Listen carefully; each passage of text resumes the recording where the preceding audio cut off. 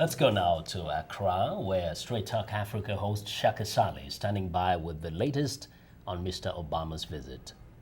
Shaka, hello, once again. Yes, please. Yes, Vincent. Yeah, just a minute before you continue with our guest. Here, of course. Yeah, before you continue with our guest, we have something that we'd like you to listen into. Yes, Shaka, we're going to hear from Presidential Advisor Michelle Gavin, who told VOA's Joe De Capua just Thursday there in Italy about what to expect from Mr. Obama's trip while they're in Ghana. We just listen for a minute. The President is going to address Parliament there. What message will he give? One of admiration for what's been done thus far in Ghana, but he'll also be speaking to a broader African audience. And I think this is what I just talked about, this importance of governance, the fundamental importance of governance for moving forward on all these other fronts is something that he very much wants to talk about. And he's going to talk about mutual responsibility. We have responsibilities as partners. There's always a lot of talk about partnering with African nations, wanting to be good partners and new partnerships. That comes with real responsibilities. But there are African responsibilities too. And they're not just responsibilities of leaders.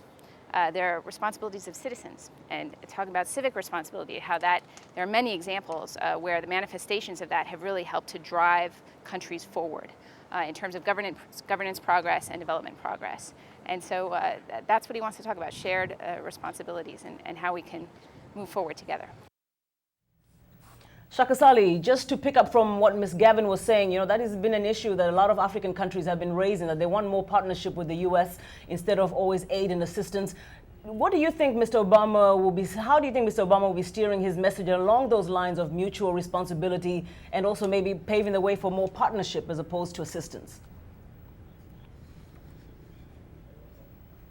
I think, of course, he will be telling the Africans that they need to really make sure that they take care of their own affairs, that they work very hard at whatever they endeavor, that they embrace democracy, for example. And I think this is some... Okay, Shaka, let's... And I think this is something I'm sure that former Ghanaian President Jerry Rawlings would agree with. What kind of message, really, if you were to talk to us from the deepest, better part of the bottom of your heart and soul, what would you like to hear from President Obama when he addresses Africa tomorrow?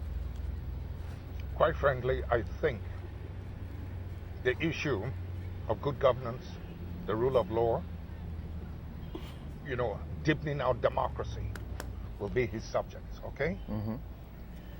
However, I would only want to enhance these points simply by saying that he emerged out of the desire for America to put across her best.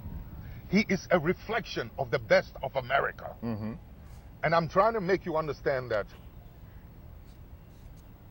his qualities, his ethical values, his principles are not only desirable for Americans, but that is what also the world desires and wants. That's what we want in Ghana, in Nigeria, in any part of the world. Mm-hmm. Okay? However, let's hope that under his leadership, Mm-hmm. the culture of the decay in the culture of democracy, of justice, that we suffered before he emerged, Mm-hmm. let's hope that he'll be able, together with his machinery, assist the rest of the world to restore the lost grounds that we suffered over the last 8 to 10 years before he emerged. That is going to be an arduous and Herculean task. How do you respond to those who will say, Yes. wait a minute, it's okay to talk the talk, but how do you in fact walk that talk? How can he expect the Africans to walk the walk?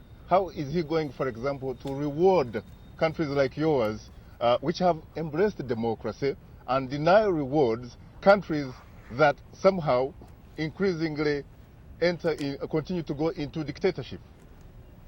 Thank you very much. That's why I said earlier on, don't make the mistake of attempting to, equate an electoral victory or process with a democratic culture. Mm-hmm. We went through an electoral process, lost, and we suffered one of the most corrupt dictatorial regimes under the unipolar this thing of Tony Blair and whatever it is.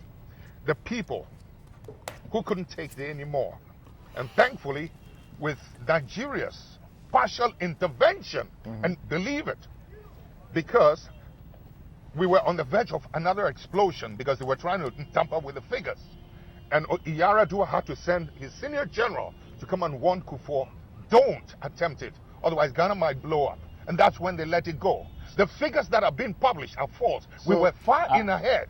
So in effect, yes, go So ahead. you agree Shaka, with those people, in fact, Shaka. who say that there was an element of electoral engineering? Oh, please. It happened in 2004. Western powers actually urged him to continue because they could not take the idea that a regime that had come in through an electoral process, you know, could be thrown out in only 4 years. As a result of which, they were urged on to take another 4 years. But the people could not take it any longer. I'm afraid Now, that thank we you have to very go much. for a break, so Yes. when we come back, of course, Okay.